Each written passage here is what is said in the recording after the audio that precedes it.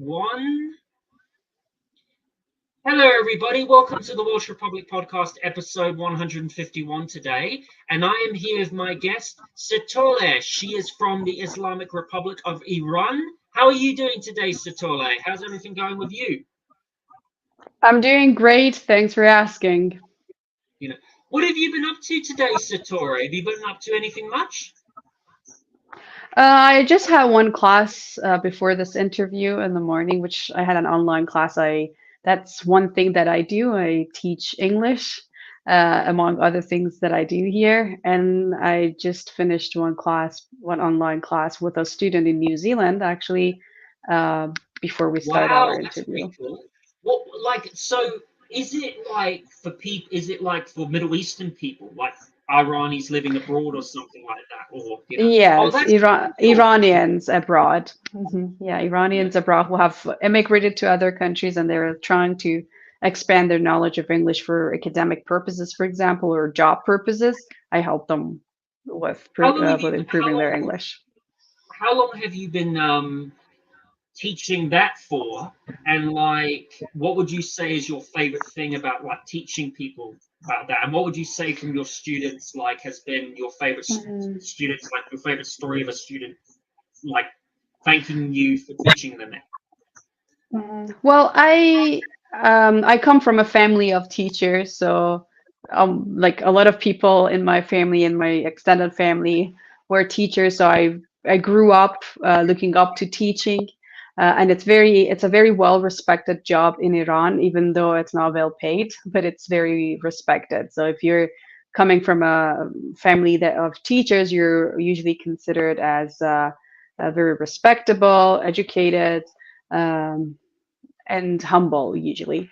And I started teaching English when I was 18. That's 20 years ago, and I've always loved it. I started with teaching kids. I gave up while I was doing my PhD.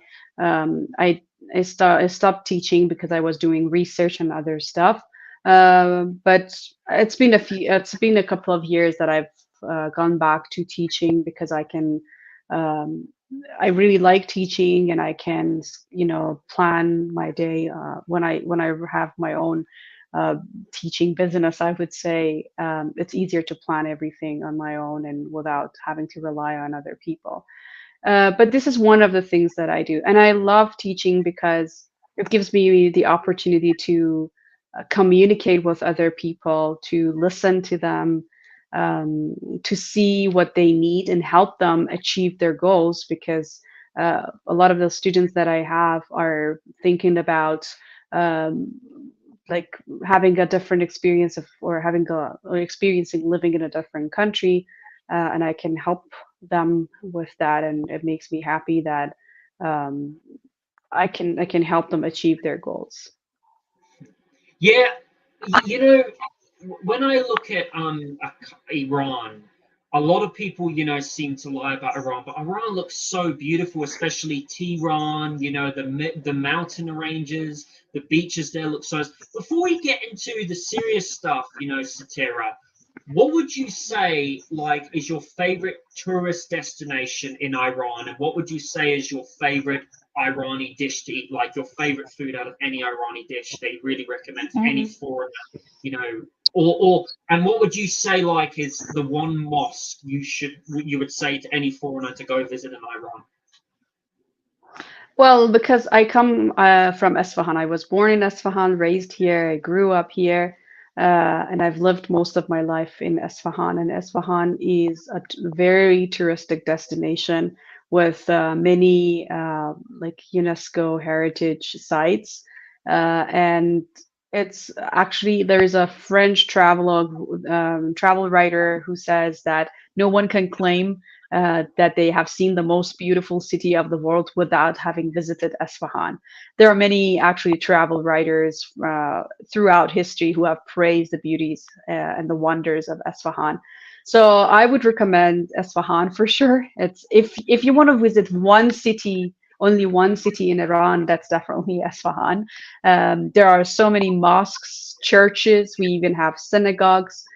We have rivers, bridges, palaces, gardens, historical, like, baths and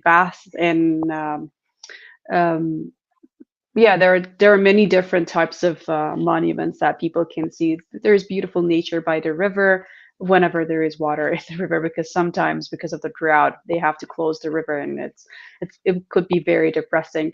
And if I want to recommend one mosque to visit, it's definitely the one mosque in the square, the main square. So there is this main square in Esfahan. It's called Naqsh Jahan Square, which is the second largest square, public square in the world after the one in China.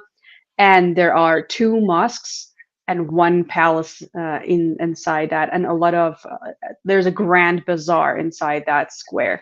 The square used to be a polo field, because polo is a sport that with Iranian origins actually, and the king and the people would come to that square to watch the polo matches.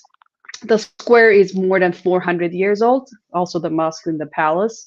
It has very beautiful Islamic arts. The one of the mosques, which is the smaller mosque, it's called Sheikh Lutfullah Mosque. It has a very beautiful architecture, very beautiful like design inside. It's very peaceful and relaxing to just go there and sit, because this mosque is not operating. It's only for like tourists to visit. But there is another mosque which is also very beautiful inside the square, and it's operating, so you can see people go and pray there. You know, your country, Iran, is a country that the Western media says is a dictatorship, it's fascist, like a lot of the Western media like says this, especially a lot in the Zionist controlled media, how they always say Iran is going to attack Israel, Iran's going to develop a nuke, and if Iran does have a nuclear bomb, it's going to attack them, and like all that stuff. So as an Iran yourself, what would you say are the greatest, like what can you say are like the greatest top five misconceptions that the Western media has about Iran? And is Iran a dictatorship? How does its political system work? And how does voting and like all that stuff work in Iran? Go ahead. Mhm. Well, that's a very, I mean, if I want to answer all that, that would be a very extended episode, but I will try to say as much as I can and to briefly explain. So the top five misconceptions, I would say the number one is definitely like what you said, that Iran is a dictatorship. In line with that, or the second one is that Iran used to be a modern and a free country before the Islamic Revolution, and now it has become an absolute dictatorship, and people hate this government, which they call the regime. The third misconception is that Iran is a backward country, underdeveloped. Women have no rights. I mean, this comes all together. Uh, in order to address these first three ones, I should say that first of all, Iran is not a dictatorship. Dictatorship.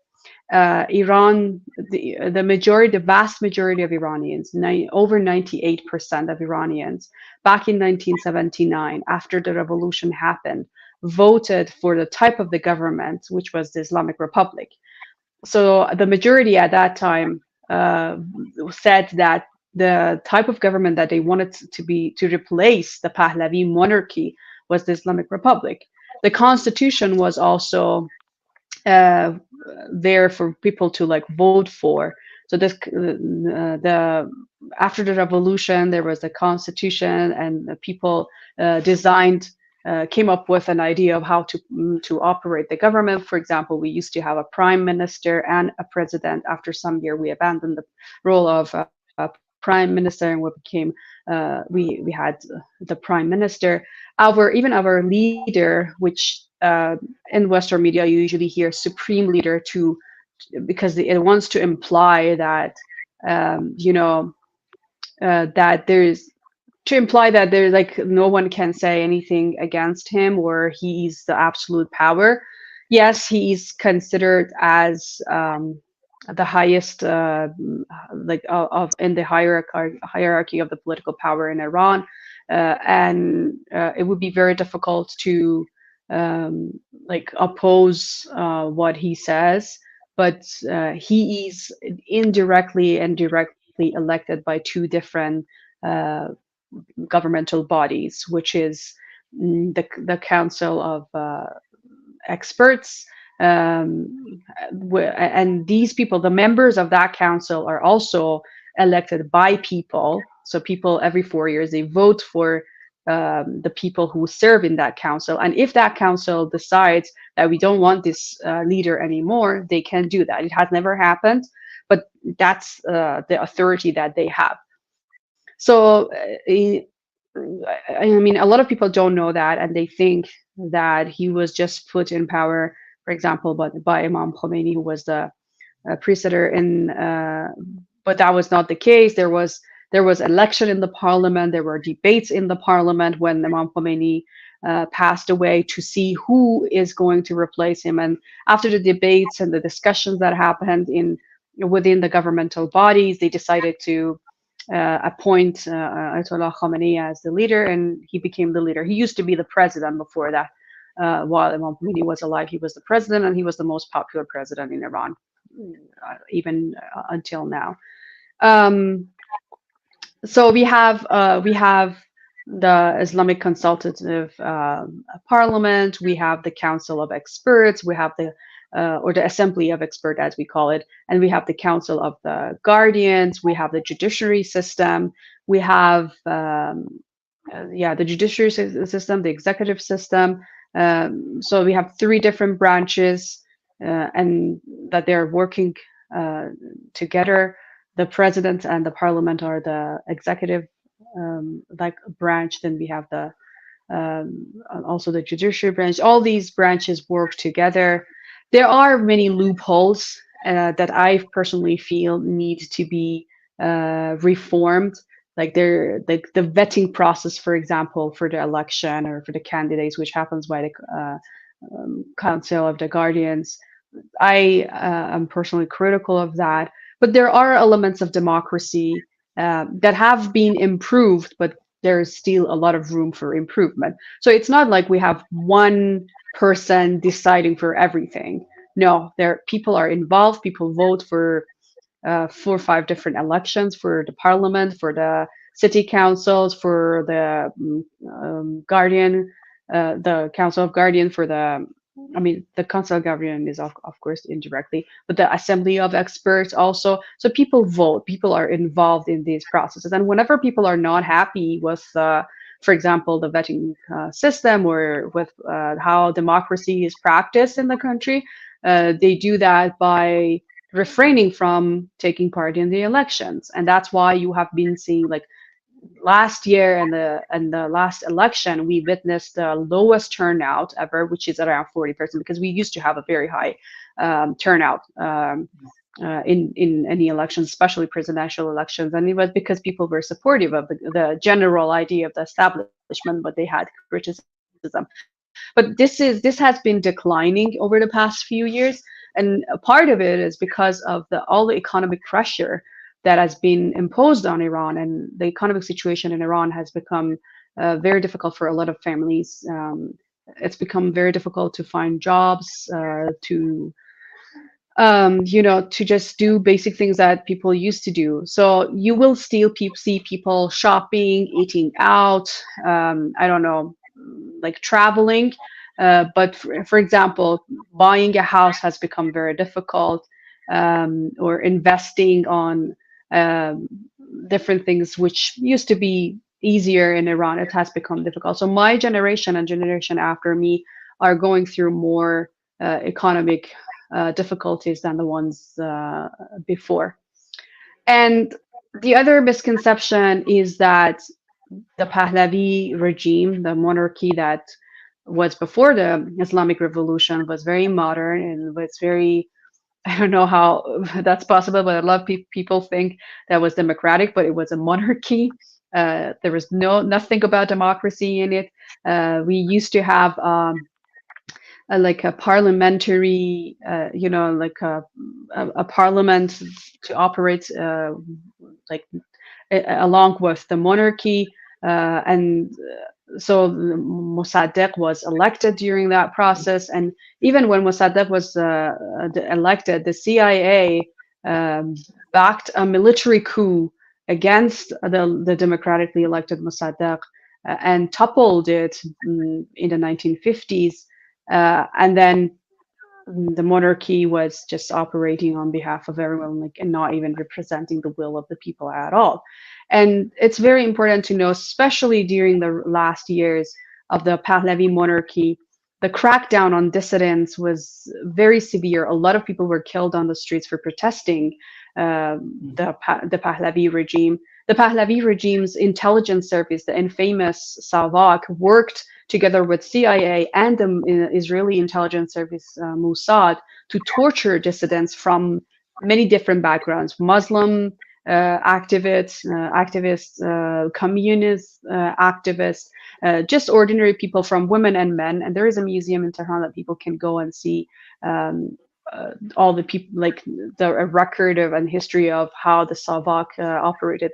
They actually tested a lot of really barbaric and brutal methods of torture on Iranian dissidents. And all of these led to people, and the economic situation was also terrible. I mean, yes, we had more foreign reserves because we were a US puppet, basically. But because there was a huge income gap between the lower classes and the upper classes, there was a lot of dissatisfaction inside the country. And all of that led to an uprising and eventually the overthrow of the Pahlavi regime and the victory of the Islamic Revolution. And it's called the Islamic Revolution because it was led by a Muslim scholar who was also a poet, a mystic, and a mysticism scholar, and he was very popular among a large proportion of the population. But it's actually it was a popular uprising. It wasn't that like just one group of Muslim activists decided to overthrow Pahlavi regime. A lot of people, like people from and activists from different backgrounds, took part in that revolution. And then after the revolution, those who took power were the Muslim activists, because they consisted the majority of like they had a more consistent leadership. They already knew who they wanted to be the leader, what type of government they wanted to have. So that's why they gained power and they ruled over Iran. And the other thing that a lot of people bring up is the women's rights in Iran. And you see all these memes on the internet: before the revolution, women in bikini on the beaches, and then after the revolution, women in chador, like the black chador. But what people don't understand is that women, the majority of women before the revolution, were illiterate. They did not have access to education. They did not have access to healthcare. There were a lot of ghettos and shanty towns, and there were a lot of the poverty was really stunning. Like how there were a lot of people who were poor. But after the revolution, there were a lot of women who gained access to education. There was a movement that right after the revolution, Imam Khomeini started a movement, a literacy movement, and there were volunteers going across the country, even in the most remote places, to teach people how to read. And that especially affected women because there were more illiterate women than illiterate men, and that helped women get access to education, job opportunities, etc. And the healthcare care system also improved a lot. We used to have, like my parents say, that they used to have doctors coming from India or Pakistan. There were not many Iranian doctors back then. But after the revolution, again, this changed a lot. And the healthcare system in Iran, you can ask people who are coming from a lot of other countries, that it's impressively modern, and it's very, very easy to access. So like I can, for example, I can book an appointment online for the next day or even the same day to see a specialist, and the prices, even if you don't, there, most people have insurance and the insurances help, but even if you don't have insurance, the basic expenses are pretty much affordable. So there are many clinics and doctors that people can just walk in or book appointment in advance, and the prices are very affordable, which this did not really exist before the revolution. You know, you were mentioning on one of your interviews how there was foreigners you interviewed who live in Iran. What would you say, like, out of all those foreigners who basically, were very worried about going to Iran because they were worried, something bad might happen to them and stuff like that. When you've interviewed all of those foreigners that have gone to Iran and been so blown away by the truth of it and just exposed, just find out the truth and just found out the truth, that the Western media, the Zionist media was lying about Iran. What have a lot of those foreigners, told you, like who live in Iran, what they like from what you've experienced, what stories have they told you? What would you say is the most interesting story that a foreigner living in Iran has told you before? I remember I met this Spanish tourist in Esfahan in the square. And then we started talking, and they would break into tears seeing how they have. And imagine these were the people who actually traveled to Iran and were not too brainwashed to want to stay away from it. But even when they traveled, they were worried about their safety. And when they came here, they broke into tears seeing like whatever they have heard about Iran was a lie. And they were very happy to experience that. Just very recently, back in February, I met at the university where I'm a lecturer. I met a group of students traveling from Malaysia to Iran, and that's also what they said. And imagine in Malaysia, people are Muslim. It's an Eastern country. That our cultures are closer, but still, they had believed a lot of the lies that they were told about Iran. And they told me like even when we arrived at the airport, we were like, are we going to be safe? Is it really safe for us? And when they came, they loved the country so much that all of them were thinking of planning another trip, and they were traveling with a group of students and teachers from their university. I've seen a lot of people saying that. I've seen Americans traveling. There is this Jewish American world traveler. He has been to Iran twice, and he talked about how he felt safe as a Jewish American in Iran. And he has actually very interesting videos on his YouTube channel about his trip to Iran. So I know people from just many different countries, from Latin America, from Europe, from the US, from Canada, Australia, like the Middle Eastern countries, from China, from Russia. And I have had friends, because I also worked as a translator for a long time, that they have visited Iran, and they're really astonished by how developed the country was, how even despite all the sanctions, the country is still flourishing in many different ways, even though that's a lot of pressure for the people. How women are very active, energetic, and they're a very significant part of the society. Like we have female sports teams that are doing very well. We have female doctors. Like my husband is not Iranian, and he was visiting me here, and we went to this dental clinic, and all the staff were very female. The doctor, the assistants, like the whole clinic was run by female doctors and And look at you here right now. doctor assistants. You're a woman talking to me. If like women weren't allowed to have rights in Iran, you wouldn't have been able to do an interview with me. It's common. It's this one thing that a lot of Westerners seem to miss. They seem to always forget. There's this one small detail that just gets them, especially when it comes to like how the Western media put propaganda to Iran and North Korea. But like you were saying, go ahead, like you were mentioning.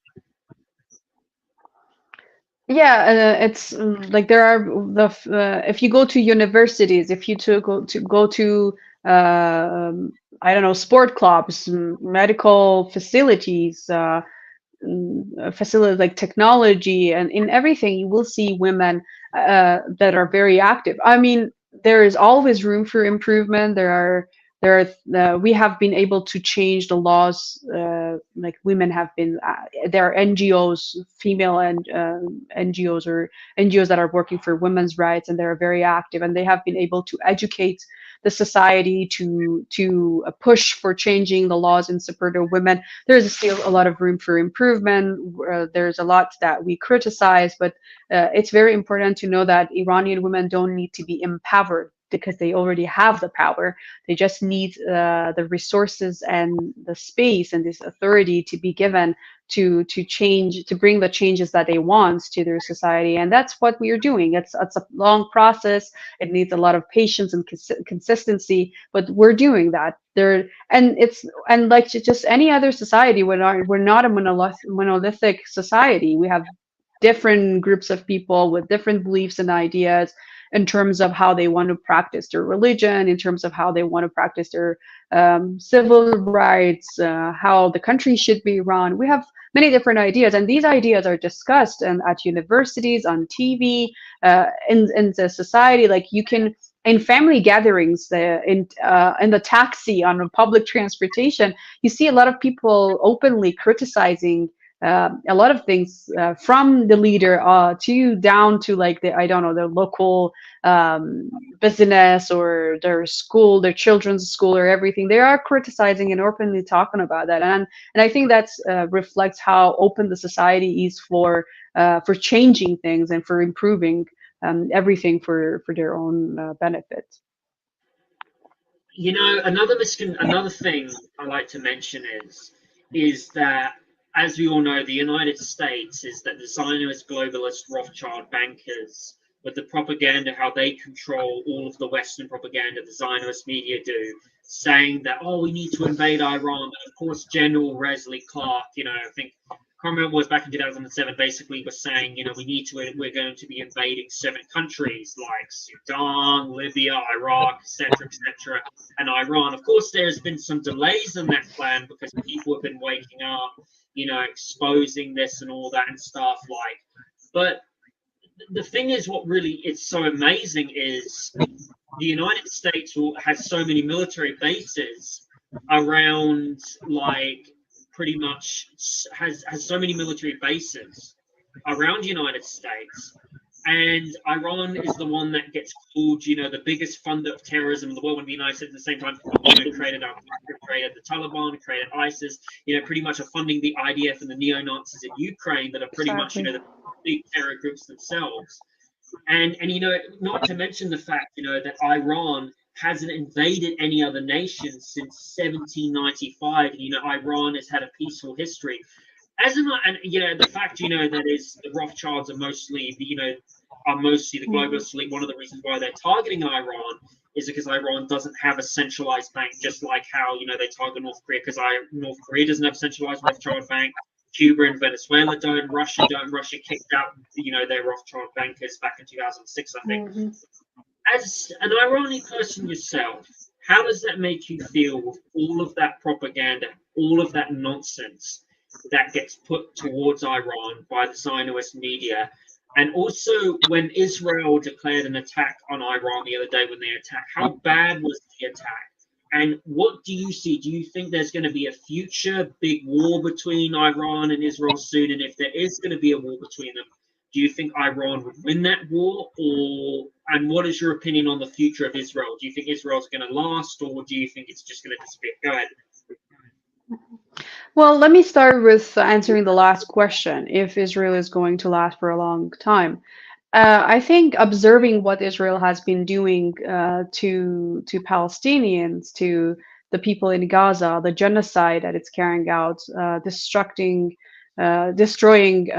hospitals, schools, even UN-run buildings, and having absolutely no mercy, showing no signs of human values in the way it's carrying out its genocide. Like you see babies being buried alive, and they have Yeah. actually they have the things that they have done is, I mean, I think the Nazis were embarrassed in history because of all the crimes that they committed, but now Yeah. Israel has made them look even better, because better than they used to be, because what Israel is doing is a lot worse than what Nazis actually did. So they're actually the same, like Nazism and Zionism. When you look at them, the way they operate, the way they look at other people as less of a human beings, the way they justify and feel it's okay to carry out a genocide, it shows that they are the same. They come from the same background and the same mentality. And this is exactly what brings an end to a political entity. When there is too much aggression, brutality, savagery, that signals the end of your existence, because at some point people in the world will rise up and object, and they don't want to see you anymore. And that's how Nazism comes to an end, or at the apartheid regime in Africa came to an end. There was resistance against those, and that's how they were brought to an end. So Israel is killing itself at its own hands by committing all these war crimes and aggression against Palestinians, but not only Palestinians, but also a lot of other people, including in Lebanon, in Syria, indirectly also Iran, because I'm saying indirectly because the recent attack that was like the headline for a few days on Iran, and it was actually on a military base in Esfahan. I live maybe 20 minutes, 25 minutes drive away from the place that it was hit, and I didn't even hear. Like, I was sleeping and I didn't even wake up from the sound, because yeah, there were people who were like awake and maybe they heard some noises. I mean, in my neighborhood, of course, if anyone lived closer, they would definitely hear it. But it wasn't a huge thing, and that was all Israel could do at this point. So I think what Israel is doing is going to bring it down. I don't know when, but it's the actions of the Zionist regime is making it unsafe for the Jewish settlers in the occupied lands, and a lot of them are leaving the country because they were promised a job and money and peace, and they were moved to this occupied territories, expelling Palestinians from their own houses. And you cannot leave on an occupied territory that is whose regime is constantly threatening everyone and using aggression against everyone, because people will eventually get fed up and leave that country. And especially that a lot of these people are dual citizens, they're Americans or I don't know, they're Europeans. So why should, I mean, they've been promised a better life, and that's why they were moved to these occupied territories. If there is no safety, if there is no opportunity, why would they live in that country? They will just go back to where they belong, and they don't want to stay. And that's how Israel would come to an end. It's not like Iran is going to drop a nuclear bomb on them and that they finish. Iran has never wanted to do that. We have a fatwa, which is like a religious decree that prohibits the use of and even the development of nuclear weapons. I know that a lot of people argue that for its deterrence, Iran needs to develop a nuclear weapon, but we have not done that, at least to this point. And I think we might have. I mean, so far our nuclear program has been peaceful. Even our military, we have never occupied any other land. We have never invaded any other countries. We have, wherever we have presence, military presence, it's been upon the request of the governments of those countries, and it has been to fight terrorism and aggression against our countries. But look at the US and look at Israel. Israel and US work together to train the notorious MEK terrorist to assassinate Iranian nuclear scientists inside Iran. Seymour Hersh, the American journalist, has a good article about that. Like back during the Bush administration, they trained them in Nevada to assassinate nuclear scientists. Israel has armed terrorist groups in Iran, and Israel, I mean, they even brag about it. It's not something that they hide and we claim. They have Israeli officials have been asked about arming and working with MBK, and they never denied it actually. So it's no secret to anyone. Or the U.S. Just if you look at the map of U.S. bases, as you said, the U.S. military bases are everywhere, just all around Iran, in the Persian Gulf, in the countries like in Iraq, in Turkey, in Afghanistan, in Azerbaijan, up in the north. Like we're surrounded by all these U.S. military bases, and you're telling us we are threatening America or Israel. Like there's no sign of Iran's any sort of activity that has ever actually like targeted Israel or U.S. interests. Whenever we have like had military involvement against these and against the Zionist entity or America, it was when we were attacked, when we were targeted, or like our waters were transgressed, or our military bases were targeted, or our general, or a very popular general, was assassinated on a diplomatic mission inside Iraq. So, and even in the recent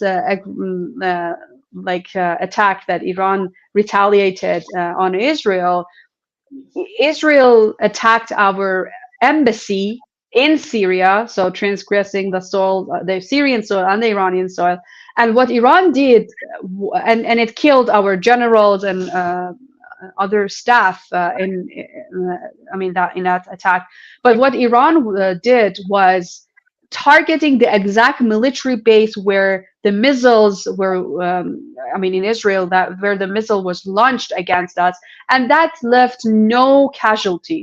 Iran used its oldest and the less developed military techniques and military equipment and missiles to target. While if Iran wanted to use a missile that could like have a more destructive effect, they could have done that, but they just didn't, because Iran's policy has always been to avoid aggression, to avoid military confrontation, whereas in Israel is always provoking all the countries in the region, and it wants to drag the US into yet another military aggression inside the region, because Israel knows it cannot do it alone. Without US support, Israel cannot do anything against Iran or any other countries. And that's why they want to get the US involved. Well, for the first time, maybe in history, we're seeing the history of Israel, we're seeing that the US wants to avoid that. The US has made it clear to Israel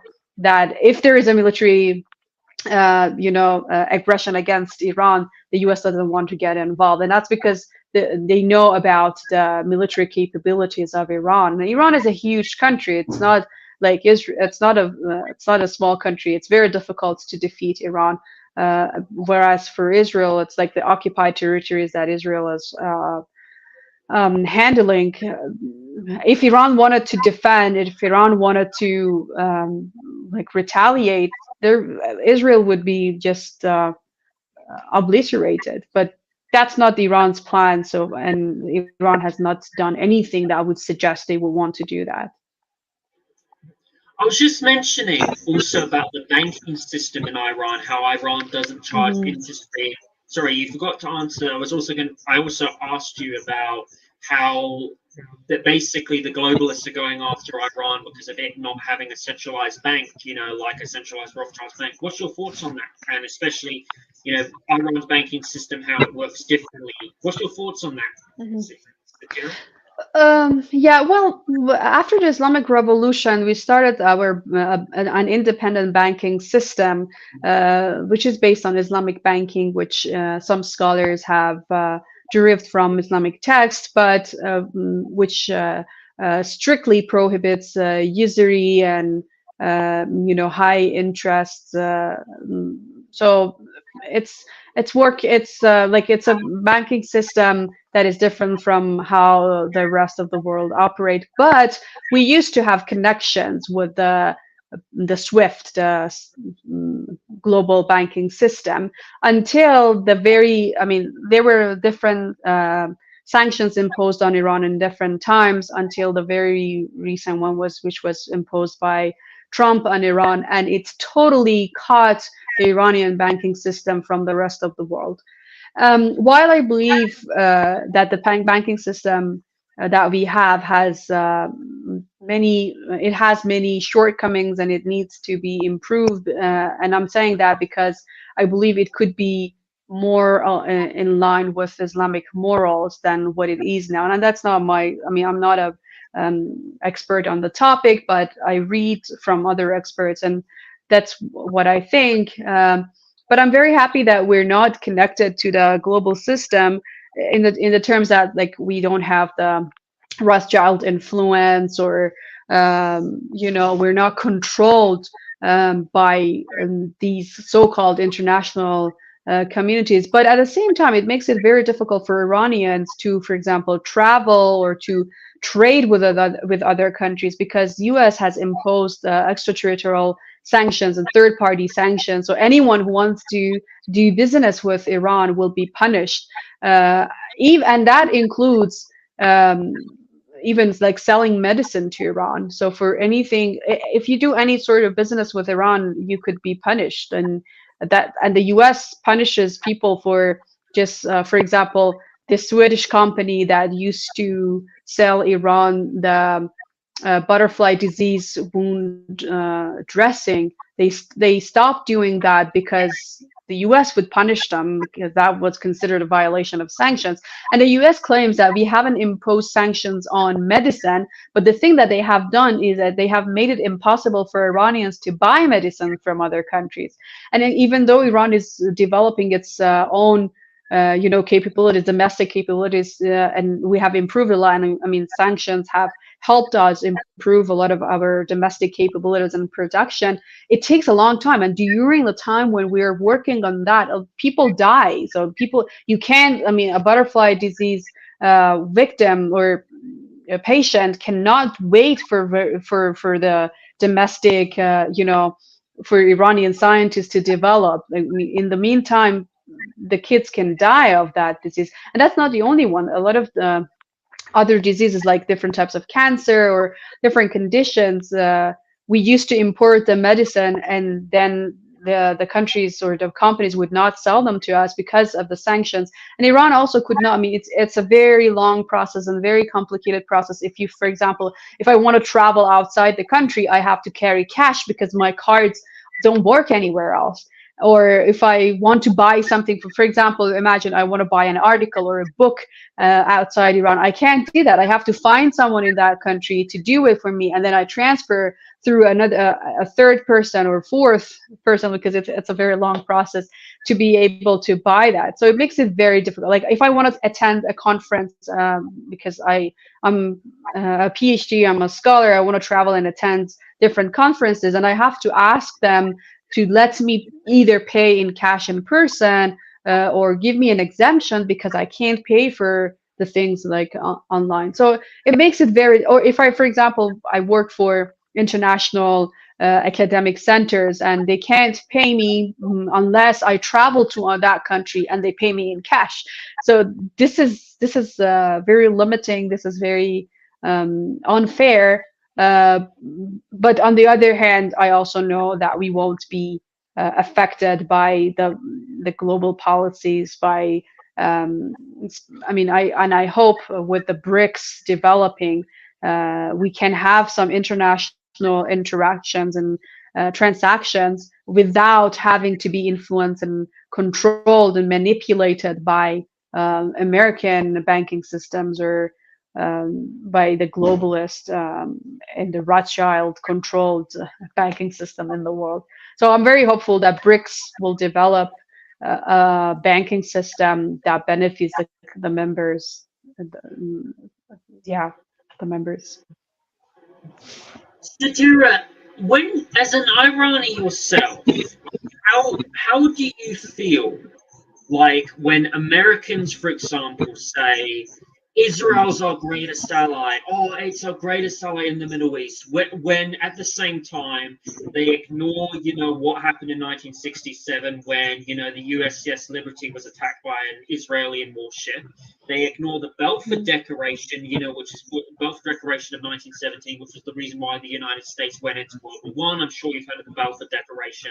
And also 9/11, how, the dancing Israelis, how Israel had a lot to do, at 9/11. But of course, Israel is a proxy state of the globalist elite, and also the Greater Zionist Project, and not to mention, how Israel controls, a lot of the United States Congress, while you have a lot of Congress members that have dual citizenships and stuff like that, and not to mention, how the Greater Israel Project, the Greater Zionist Project, which, Israel goes on about what the Rothschilds, are wanting to do, because like the globalist elite are wanting to do that because it's, their plan to build like a proxy state, just how they're using like Ukraine as a proxy to build an empire, like try and conquer Russia, just like how they're using Taiwan as a scene to maybe one day take over China or whatever. And also, not to mention, recently they've just passed a bill where basically from the river to the sea is going to be labeled as anti-Semitic, and it is basically going to be labeled as hate crime. So anyone basically in the future who says from the river to the sea will be arrested. And not to mention that the United States Congress apparently, by the way, shout out to my friend Generation X for this information. Generation X, go shout out to her, basically said they're going to be bringing in 5 new acts potentially, which criminalizes more anti-Semitic things, which criminalizes more anti-Semitic regular and hate speech, so-called hate speech. When you look at that, like seeing, how Americans, like all of that, how Israel like commits a lot of crime to American citizens and all that, whether it was 1967 or like I mentioned, and especially how they're introducing more hate speech laws, how does that make you feel as an Iranian, to see that America could be so blind to like look at Israel as their greatest ally when Israel does a lot of bad things to Americans and stuff like that? Like, how does that make you feel? I mean, it's very sad. It's tragic how Americans are being betrayed by their government because of one illegal occupation, usurping country or entity in the Middle East, far, far away. And I would really want to ask Americans, have you looked at how has America and Americans have been benefiting from this so-called ally?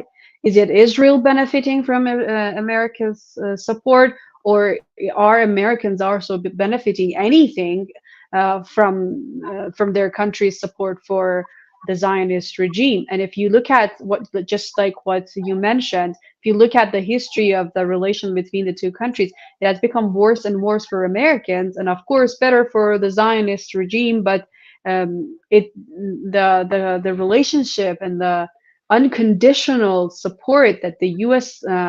Establishment is offering Israel is leaving Americans homeless. Like, Americans are struggling. They do not have a proper access to medical care, for example. There are many people, like it's been becoming more difficult for Americans to afford like a house or things that they maybe used to do, and we are seeing that the freedom of speech, which has always been praised and by Americans as an American value that their constitution is offering them, it's becoming more limited and suppressed only because Israel says that, only because Israel can, and the AIPAC and the Israeli lobby can just easily say and decide what Americans are allowed to say and what they're not allowed to say. So your American values are being sacrificed because your establishment wants to support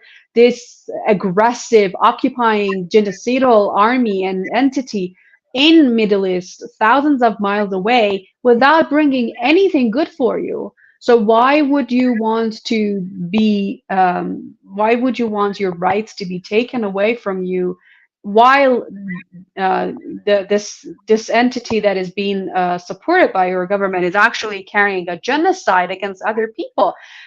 Americans need to open their eyes to the increasing anti-American sentiments across the world, because they see the American government meddling into every country's affairs. They don't leave us alone. Let other countries live the way they want.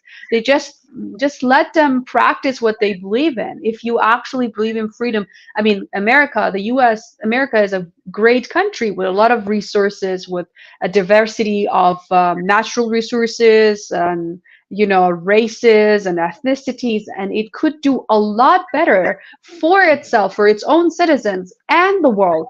I don't understand why you would not do that. You have the capabilities to do that, and it's up to American people. I mean, American people are rising up, and it's the images that are coming from the universities are very it's nice to see that a lot of students and a lot of people are rising up. They say it's enough supporting a genocidal army in the name of Judaism. Like, the Jewish Americans are rising up now, and they are voicing that the thing that has made Jews unsafe around the world and in America is Israel. It's Israel that it's making it more difficult for Jewish people to just come out and say, I'm a Jewish, because because of the things that Israel has been doing, everyone is going to associate Jews with Israel. I know that's not true. I know that actually something around over 60% of the settlers are identify as being atheists, not even Jewish.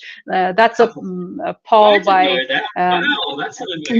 back in if I'm not mistaken, in 2017 or 2015, there was a poll by I think Gallup that says over 60% of the settlers don't even say that they're Jewish. They say that they're atheists. So this is not benefiting anyone, not the Jews, not Muslims, not Christians, not even atheists, because I mean, nobody is safe from the Israeli aggressions. Israel is violating international laws. It's carrying out a genocide. It's killing people, assassinating people. It's taking away resources from different nations. And it's time we get up and oppose that, regardless of where we come from, because this has to be ended.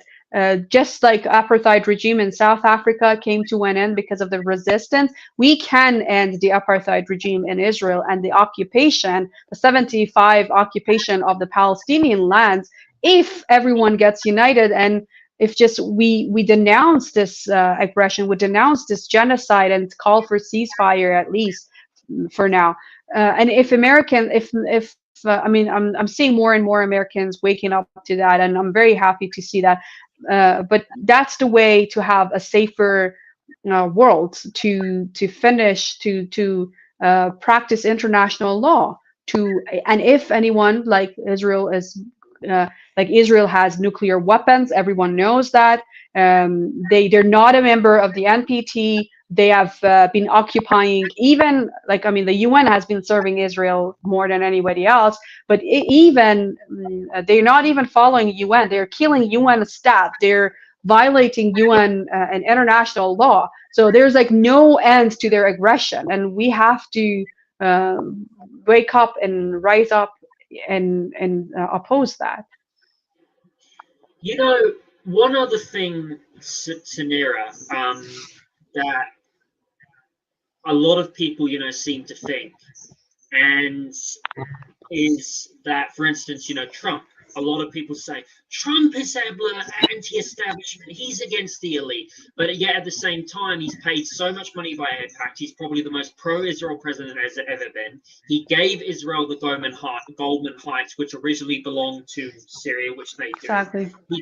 And let's not forget, he also said stop the protest, which was unconstitutional. He also said, the aid bill was actually okay to give, and it's just mental, because all these people, even if it is Trump or Biden, it won't matter. If Trump gets in this year, he's going to continue foreign policy. If Biden gets in again, which I don't think he will, because he's a skeleton, it'll probably be Kamala Harris who replaces him. It's just going to be the same thing. And, honestly, my deep regards go to Soleimani. I think he was a great guy, and, what Trump did to him, I mean, the fact that Trump, like killing Soleimani, which is unconstitutional, that should have been enough to wake up Americans and say to themselves, yeah, Trump's just Exactly. another. And there's a good Twitter site called APAC, and they said Trump got paid like $1 million, like I think $100 million by APAC. And I mean, what more can you say? I mean, he said, Exactly. he's when Soleimani died, how did that make you feel? How was that for you, and especially when his funeral was so big? And how do you feel towards Trump fans, who all the Trump supporters say, like, Trump's this, Trump that? What is your opinion on that? Like, to Trumpism and the worship and the cult-like behavior of MAGA? I mean, coming from outside the US and coming from a country that has been target of US sanctions and aggression and support for terrorism, I don't see really a big difference between Trump or Biden. To me, because the foreign policy of all American presidents, US presidents in the past few decades has been aggression towards people in Middle East and supporting terrorism, funding terrorists. Even I also hear a lot of people saying Obama was good and stuff, and he wasn't. He dropped more bombs than many other U.S. presidents on Middle East. His legacy is occupying at least a third of Syrian land and stealing Syrian oil. And as an Iranian, I mean, I don't know if Americans or Westerners can understand how popular General Soleimani was in Iran. The funeral that was held for him across Iran has been recorded so far as the biggest and the most massive funeral ever recorded in history. He was very popular. He was praised by even people who were not very pro-establishment, because he was the person who, he was very modest, he was very humble, and he communicated with people. He was a very spiritual person. He wasn't like a tough military guy that doesn't talk to people and is like very arrogant. He was not like that at all. He was very good at the job that he was doing, which was protecting Iran. And he was he had a very good mindset in planning Iran's defense mechanisms against ISIS aggressions against the US as well.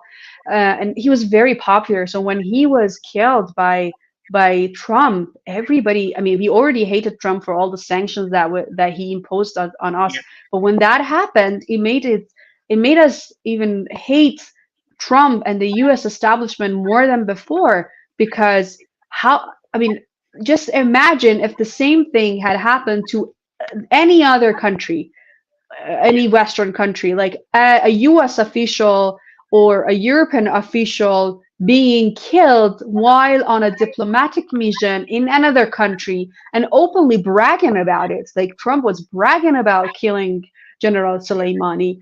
That raised a lot of anger inside Iran against the US establishment and against Trump himself, even though I don't think it was just one person's decision. It wasn't only Trump's decision. The whole US establishment was behind that, but it was easier to blame Trump for it. And he was the guy that was, he's stupid and he did that. But this was what the US establishment did. He could never do anything like that without the whole establishment supporting him. So I understand if people hate, like inside America, if people hate Trump because he's the far right and conservative and whatever. And I also understand if people think that he's the one who stands against the establishment and is different and everything. But if the problem is a lot of things that you just mentioned about Trump, people don't know about it. It comes out of ignorance and lack of knowledge.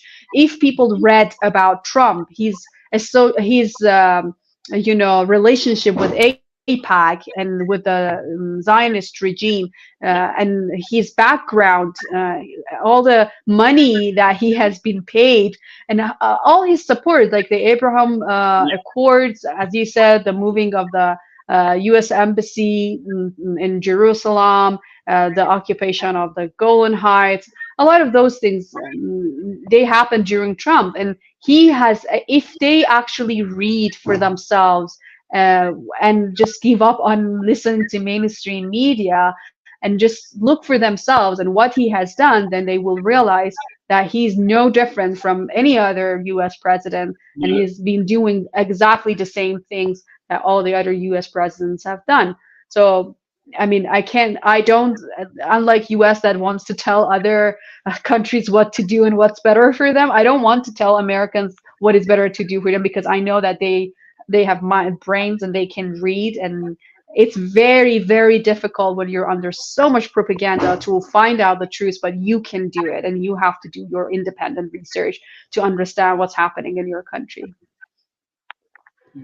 Well, Setareh, it's been a pleasure having you. It's an hour, so we have to wrap it up. But before we go, what was the last thing you would like to say to the audience? What's the last thing you would like to say? I think what I would really like to tell the audience to do is, um, as I said, to do your own research. Do not believe whatever you're told about another country until you either travel to that country or until you hear from people that actually live in that country. And be aware of the trolls, because there are, especially when it comes to Iran, there are a lot of, with any other country, but in I know that there has been research done by actually a British scholar on how trolls and bots and troll farms have been Yeah. operating to manipulate the information about Iran online. So just try to listen to as many people as you can, and try to find different ways. And remember, no society is monolithic. People have different ideas, and nations can decide for themselves. They don't need other countries to tell them what to do and what is better for them to do. They can do whatever they think is better for their countries. Even, for example, in the case of Iran, we have the experience of revolting against a US installed puppet. And if we want to bring more changes, we can do that in our country. That's what we have proved to be capable of. So just be open to hearing from different cultures, different nationalities, different races, different religions. Well, it was a pleasure having you, Setareh. Where can people find you? I'm on Twitter or X, and my Twitter handle is Lilako, which is Leelako. I'm also the creator and co-host of Twice Told Tales podcast and YouTube channel. People can look that up. We also have a Telegram channel which with the same name, Twice Told Tales podcast. It was an absolute pleasure to have you, to learn, Setareh, to learn about Iran, to learn about. I really enjoyed this interview. So, ladies and gentlemen, please go and follow Setareh's Twitter, her YouTube channel, her podcast. She's very knowledgeable, one of the best people when it comes to learning about Iran politics. Fantastic, or especially learning about, the crimes of Israel, what they've done around the world, or Islam, or anything that's to do with Islam. And definitely check out her, her work that she does in her podcast. It's fantastic. So please remember, everybody, to go follow her, go support her, go check out her YouTube channel. It's absolutely fantastic. It was a pleasure having you. And I just want to remember to everybody, thank you for joining Welsh Republic Podcast, episode 151. Take care, everybody. Free Palestine. God bless Iran. God bless you all, to all the world. Take care. Have a nice. Thank you for joining the Welsh Republic Podcast, episode 151. Please remember to like and subscribe this video. Take care, everyone. Bye.